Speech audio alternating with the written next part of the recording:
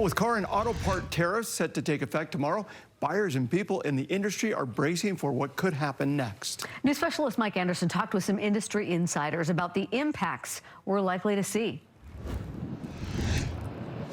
Yeah, it's hard to explain, how much we'll see, but there'll be some kind of impact. And inventories of new cars are pretty high right now, which should help.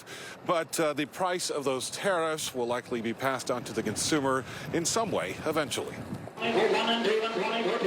Colby Sherman has seen plenty of changes in the used car market. It all depends on consumer behavior. And like many, he's now waiting to see what comes next. But his outlook remains positive, while tariffs will likely bring big price increases for already expensive imports. If you're talking a Kia Forte or something, a Toyota Yaris, and they're, $18,000, $20,000 new, going from 20 to 22, I don't think is going to change the whole landscape of the car market. And Sherman, who is the treasurer of the Independent Automobile Dealers Association of Utah, says it could bring more people into the used car market. And then they'll be forced to hold on to them longer if car parts are more expensive. And that's where David Johnson comes in. What I see from an automotive service perspective is there's going to be an ongoing increase in the need for automotive service. As CEO and president of the National Institute for Automotive Service Excellence, he says you'll likely see more rebuilt parts rather than buying cheap new ones from China. We used to do them back in the 70s and 80s. Which would mean striking a balance between saving money on parts while paying for more labor. The market finds a way,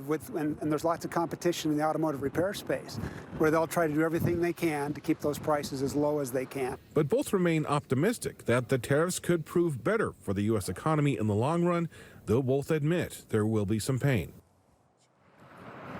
And Sherman adds that over the past 2 months, he's seen the highest sales ever in that location in the past 5 years. But he believes that's more a reaction to the stock market and the economy as a whole. Back to you. It'll be interesting to see how this all plays out. Thanks a lot, Mike Anderson, live for us tonight. Well, stick with us as we continue to cover the latest on these tariffs. Download the new KSL Plus app to get breaking news on your phone.